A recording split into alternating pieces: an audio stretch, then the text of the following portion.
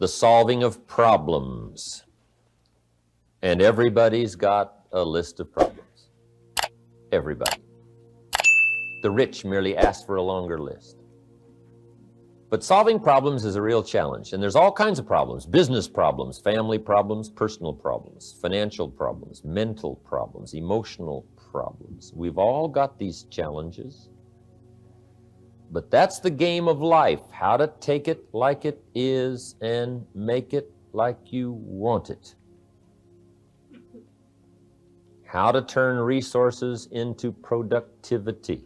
Human resources, physical resources, solving problems. That's the challenge of life and lifestyle. See, the challenge is how to be happy with what you got. You got something. The next key is how can you be happy with it? It's a challenge. It's a problem. It needs to be solved. I met Neil Armstrong one time, first man to step his foot on the moon. Neat guy. I met him in Chicago. Neil Armstrong said, going to the moon was simply a matter of solving problems. That's the way he described it. The trip to the moon was just solving problems. So no telling where you can go if you solve the problems. No telling what kind of a journey you can take. Just solve the problems. Now, let me give you some keys on problem solving that really helped to alter my life. Problem solving. First, work out your problems on paper, not just conversation and thinking. Put the problem on paper. You'll find, if you're around us quite a bit, the evening seminar, these 2 days, any other context you might have with us, we're always talking about paper, journals, projects, books, learning to think on paper. And problem solving is the same thing. To solve a problem, simple. First, divide a piece of paper in half. On this side of the paper, state the problem. Just write it out. Now, you don't have to live on it or live in it. You don't have to dwell on it. You don't have to stay on it, but you do have to state it. To make an intelligent decision, you need the accurate facts.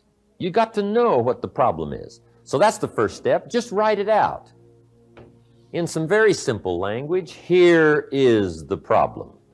I've got this and this and this. Okay, just make a statement of the problem.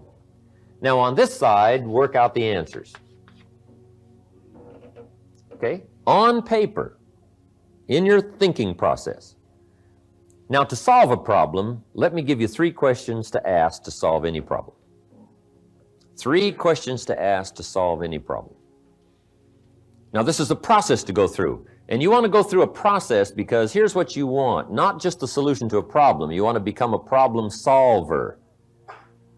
If you solve a problem, that's temporary. If you become a problem solver, that's permanent. It's like the old line of what's better, to have a fish or to learn how to fish. Right? It's much better to learn how to fish than it is to just be handed a fish. The same is true in sales. We teach in sales.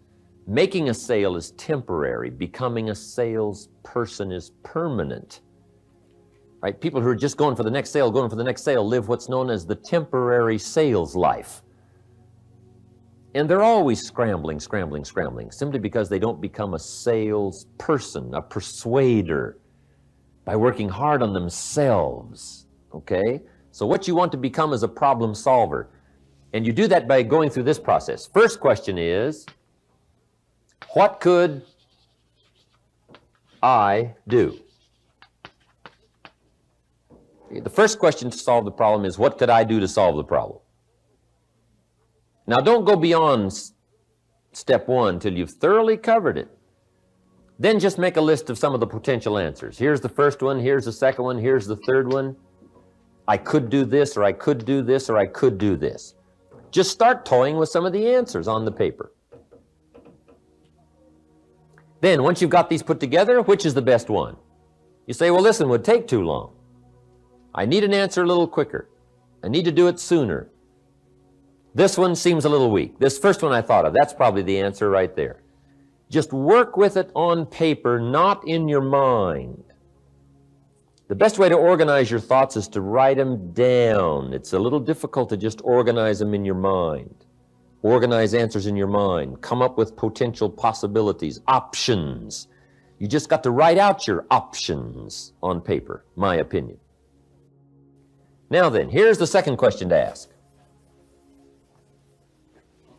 Second question to solve a problem is, what could I read? It could very well be a book on the problem.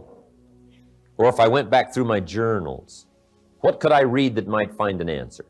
Maybe you've got a problem that's got a section in the library. You just go to that section, start going through the books. Somebody else might have put a whole lifetime into trying to solve that particular problem, and they've written a whole book on it. Or there's several books on it. So that's a major question. What could I read? Okay, number 2. Here's the third question to solve a problem. Who could I ask? Now, don't go to number 3 till you've passed number 1 and number 2. And if you pass number 1 and number 2 to the best of your ability, and you've done your best to work it out, and you still don't have the answer, and time is critical, and you've got to get closer to the solution, then go to number 3 and ask.